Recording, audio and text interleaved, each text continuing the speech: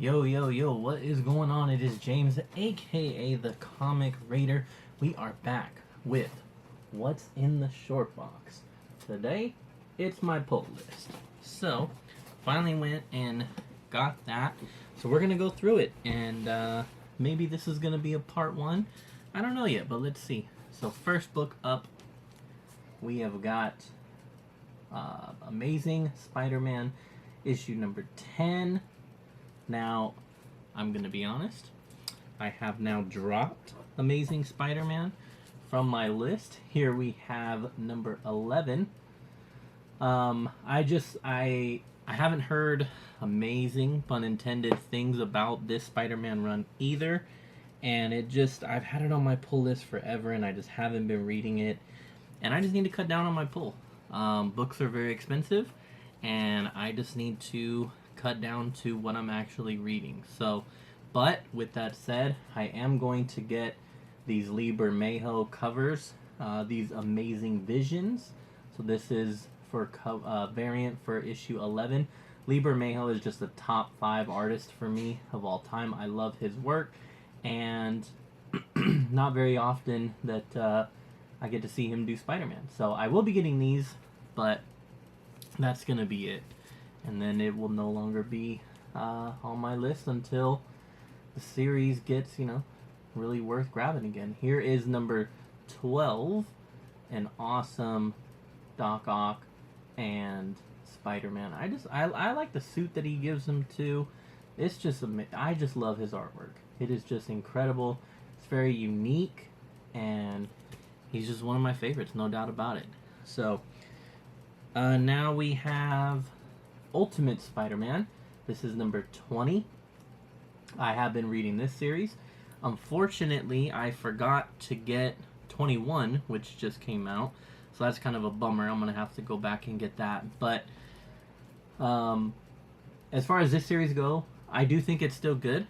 I don't think that it's as amazing as it was when it first started. That's me opening it. Sorry. I don't think it's as amazing as when it first started. I think it did hit a little bit of a lull there after like a very big moment that occurred. But I think at the end here, especially issue number 21, it did get... some stuff happened in number 21. But I'm still enjoying the, conversations that occur. In this one, in 20, it's very... dialogue driven. A lot of characters there's a lot of setup that's being done here because this series is wrapping up at 24, so we only have a couple issues to go, and there's a lot that they want to get done. And so I guess minor spoiler, not really, but minor spoiler, last page of issue 20, you got Mr. Negative here. And so in 21, I say minor spoiler, but like he's been on Kingpin's team for a while now in the book. So issue number 21 is a lot going down. You get basically an origin kind of this version, Mr. Negative, and his background and how he ended up on Kingpin's team, and then like what that has done to him mentally. And then you also, like I said, you just get a very big moment with this whole Mysterio thing that's been going on. And it ends with a heck of a cliffhanger. Let's just say that. So, next up we have Marvel's Uncanny X-Men. This is issue number 20. This is Gail Simone's run. I have really been enjoying this series, including the artwork on it throughout. Now, so in this series, oh, you know what? This is actually one behind too. So I need 21 on this. Oh, that's a bummer. So I need to get 21 on this because I did read 21 already, and Wolverine is rolling with forgetting his name, Valentine, and they're gonna go save Valentine's brother, even though Valentine alludes to a interesting past with his family. But his brother's in trouble, so they're gonna go. They're gonna go get him. And the thing I really like about this one, this series, is it's basically if you're looking for what I would call a legacy sequel, right? For those familiar with movies and in particular horror movies, Scream, the Scream franchise, in like Scream, what, 5? They discussed this legacy sequel thing that's been a phenomenon in Hollywood, which is making a sequel to all these classic movies, or even just movies from, years past, but keeping the legacy alive by bringing the old cast back and then introducing a new cast so that you learn to like this new cast and the story can continue.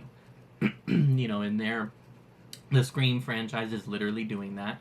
They pointed out Halloween. We just had the newest, I Know What You Did Last Summer. They did the exact same thing. So many movies have done this now. It's obviously branched way out of even horror. I mean, I love Top Gun Maverick, but it did the same thing. And so that's been this thing now. Uncanny X-Men series is basically the comic book version of that. You've got Rogue leading a team. She's doing a hell of a job at it with Gambit, and you have Wolverine, obviously, and you have Nightcrawler on the team. But then you introduce all these young kids that were found that all have powers, and you basically get us to like them through them. And so these kids have been like they're learning their powers, they're maybe falling in love with each other, they're sneaking out of the house, they're going to the mall, shenanigans ensues, they're going to the movie, shenanigans ensues, and it just is creating this, and then the legacy characters are like, look, I want to ground you, but I get it, we did the same thing when we were a young X-Men team. And so it's very, driven through that, of really trying to get you to really like these new characters, and they are likable, but they do it through the use of the OG characters, and it's just been a really good series. And in issue number 21, which again, unfortunately I'm missing that one too, but in issue number 21, you have the two of them end up going to a Comic-Con and to find the brother, because they're going to do like an attack there at the con, and then they kind of, get into some stuff, and there's a few awesome moments of Wolverine. The kid's dad, Valentine's dad, is kind of a jerk. Not kind of, he is a jerk. And so Wolverine really goes out of his way to defend the kid and take up for the kid. And it's just some really awesome moments that make you like, oh, Wolverine, he's like a don't mess with my kid. This is my kid now. Like, this is mine. He's on my team. He's mine. You're a jerk. Stay away from us. It's some really awesome moments there. So Uncanny X-Men run, I think, is really, really good. I do recommend it. I am really enjoying it. Now we're going to move on to X-Men. This is the Jed MacKay run that has been doing a lot of art with Stegman, although now they've moved on to this Diaz. I'm forgetting his first name, but I have been really enjoying this one as well. This is very different from the other one that I just described. This is now the Cyclops team. Netho Diaz is the penciler, but he's doing a great job. I really like his art too. This is a Cyclops-led team, and you've got like Juggernaut and Magic, and here's issue number 21. Juggernaut and Magic. Oh gosh, what is it? Omega Kid or something like that? I'm forgetting the name, but the telepath. And this has just been a very interesting series. I'm lightweight, to be honest, for getting the overall story for it. I know that there is this group here that is kind of, there's like a top guy who's using them. I think it's Mojo. I don't know. I'm probably getting this all wrong. It's been a minute. But maybe a Mojo-ish like character. I'm sorry. But they are going through these guys, and they're kind of like activating the mutant gene within people. And so Cyclops and his team is they're the Alaska team, and they're in like this Sentinel base, and they're just trying to protect their people.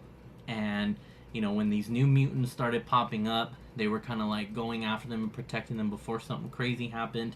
And it's just been, but then there's been a lot of other things going on. There's been this guy who's like the FBI special agent, who's your typical, he's on the other side of the fence. He doesn't really like them. Him and Cyclops have had some amazing back and forth throughout the series. Don't get me wrong, like, if you are a Cyclops fan, which I certainly am, he's my favorite X-Men, this has been a great, almost like a Cyclops, love story kind of series, because it's really put him in the forefront, not just as the leader, but in the way in which they interact with him throughout the story.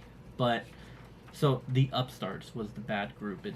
And so the artwork has been really good. I've definitely been enjoying it, and there's a lot of good moments within the team as far as them like protecting each other and all that kind of stuff.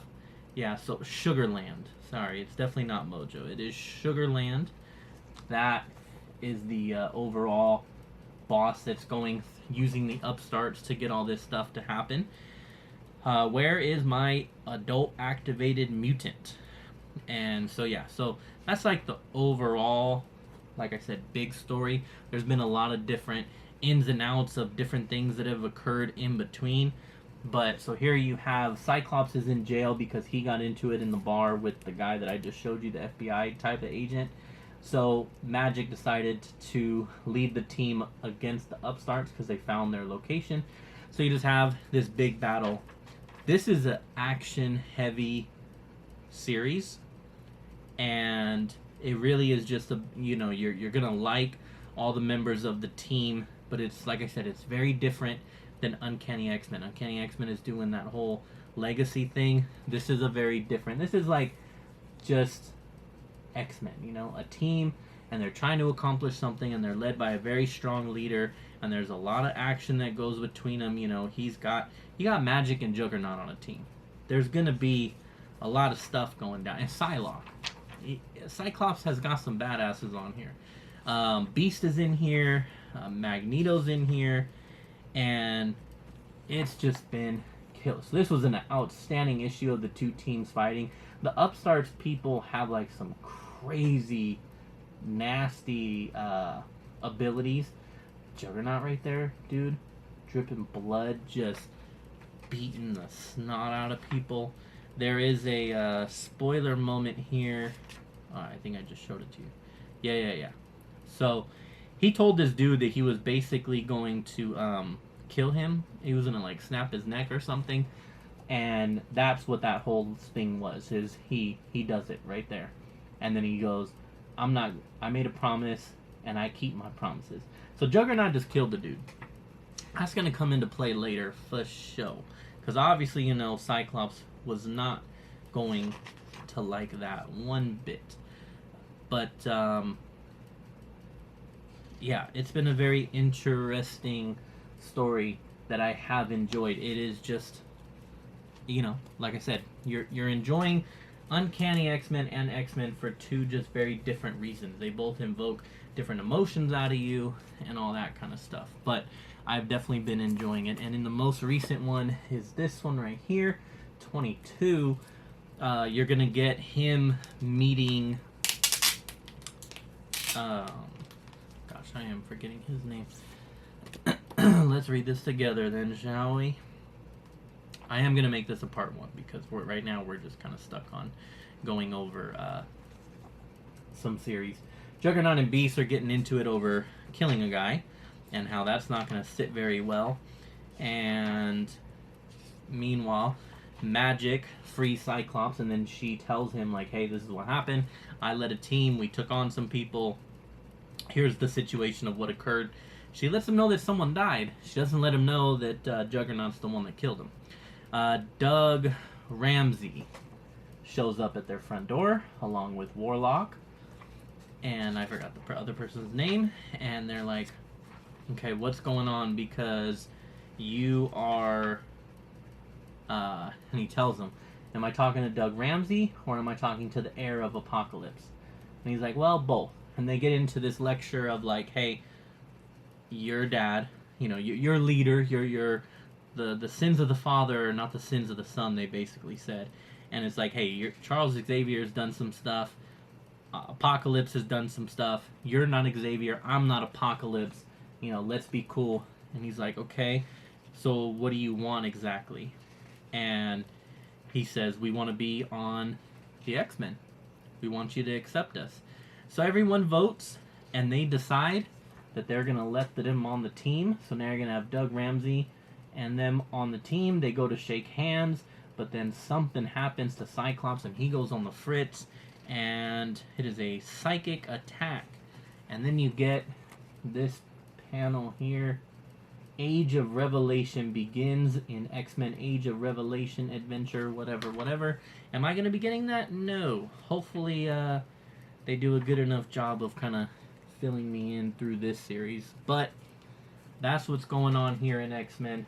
As you can see, the artwork is incredible, and it's got a good story. It's just very different from Uncanny. Now, that leads us to our last one. So we'll make this the Marvel video. Last one that we're going to go over, the Daredevil series.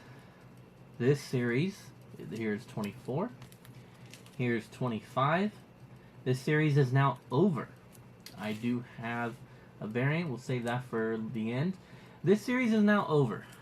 This just ended right here with issue number 25 by Ahmed. I'm forgetting his first name. Let me check that out.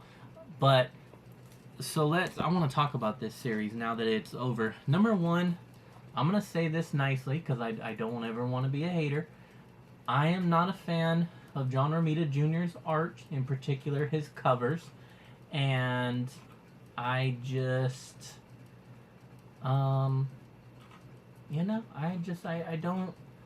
don't care for it. He was doing Spider-Man. Saladin Ahmed, and hopefully I pronounced that right. Saladin Ahmed. These last few issues have had Jose Luis Suarez on here. His art, wow. Incredible. I love it. So this series is wrapped up, and I want to talk about it. My overall thoughts on it, it's just gonna go down as John Romita Jr. I would like to see someone else take over covers, is what I was getting at. I saw him do the whole, I was collecting ASM at the time. He was doing all those. He's been doing Daredevil covers for a while now. I want to see something else. I'm sorry, but I do. This run is going to be not ever mentioned in anyone's top 5, I don't think. It's just going to be a mediocre run. But not I don't mean that in a very negative way. It has its ups and its downs. Again, artwork, holy crap. It starts off, I really liked it. Daredevil dealing with the 7 deadly sins, which have taken form of other Marvel characters, She-Hulk, Wolverine, Punisher, yada yada, and he had to fight them off. And it was super deep into the religious aspect of Daredevil, which I really appreciated because it relates to me, and I love that. And so I really enjoyed how heavy it was in that. He's also trying to balance more so being Father Matt in Daredevil than necessarily like lawyer in Daredevil. And it was just really good. Now, shout out my boy Zach Milton, the Manimal. He had mentioned on the Comic-Con podcast, make sure you check that out, a while ago, that he was kind of uncertain about how he felt about the 7 deadly sins taking over Marvel characters, because it did kind of feel like cash grabbing, pulling in all these big characters to kind of get people to want to read the story and putting them on the cover. You put Wolverine on the cover, it's gonna sell, kind of thing. And I definitely agreed with that in a sense. I will say that Wolverine single issue, was absolutely incredible. Both writing, art, violence, everything. One of the most violent Marvels that I read in a while. And it's definitely a fair point, and I agree with it. But I also still, I liked how they did it. I could still enjoy it for what it was, the cash grab that it was. But then the problem with it is it went on way too long, and I didn't even realize it. But the fact that that whole thing went like well over a year of the series, it just took too long, which then took the sales out of it.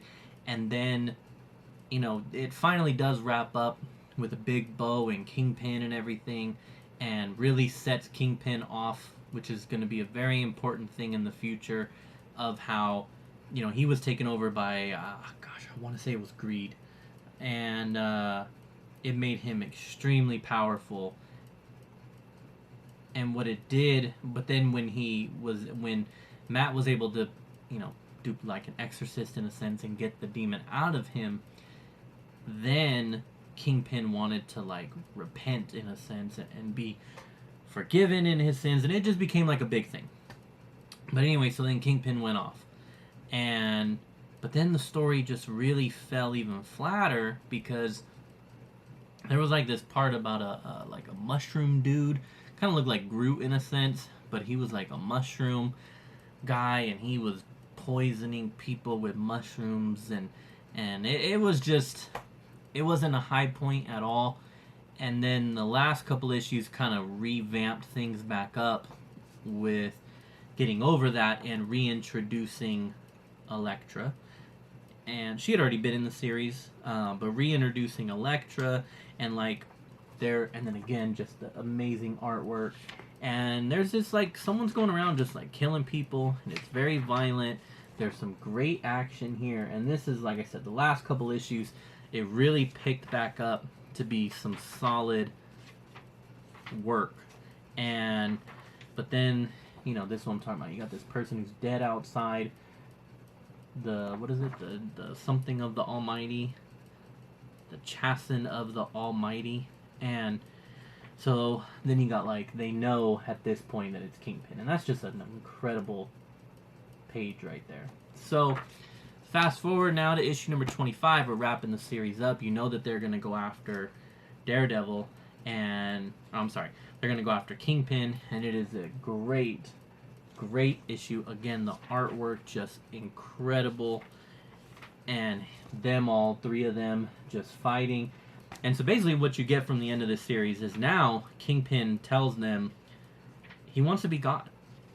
He experienced power that he's never felt before, and he is going to go after that power, and he's gonna do it. And they're kind of like, and he even says could he actually do it? And he's like, but he's gonna try. He's going to try. You know the strength of my will. You know that when I commit to a thing, that thing is as good as mine, even something that you feel is impossible. But when what you showed me is the ultimate might, and I can either fall on my knees before it or seize it from my own. So he beats them, he wins the battle, and he's gonna go off and try to get that power, and it's gonna be pretty intense. And then it basically ends with Daredevil and Elektra having their moment. And then they say at the end that, I don't know what comes after that, but whatever it is, we'll face it without fear. And that's your big send-off. And so, again, an extreme roller coaster of a series, right? It started off with something I very much so enjoyed. And then it just kind of went down and down and down, dragged on for way too long. Then where the story kind of took off in a different direction for a minute, wasn't very strong at all, and then at the end it picks right back up and ends on this high note, which great for them. I do think the art absolutely helps because it was just incredible work. But so overall, it's an okay series. It's definitely not going to be anything that I would recommend someone that really wants to get into Daredevil for the first time or something like that. There's a lot better runs. Maybe I would tell you to read like the first trade or two trades, because again, that's kind of like, that was where I was really into it, but that would kind of be it from there. Now, last one I'm going to show here, just to wrap it up, Lee Bermejo, Daredevil, final issue, had to get it. This is incredible. I love Lee Bermejo. This is a great way to end this series off with some great variant cover here. And that's going to do it. That's going to do it for the Marvel side. Stay tuned for the DC and the Image or Indie Comics side. Don't think that I have as much to discuss on those ones, but we'll see. But yeah, so till part 2, Comic Raider is out, baby. Deuces. Let me know your thoughts of any of the series that if you've read any of these also, and kind of what you think. So let me know. I'm out. Deuces.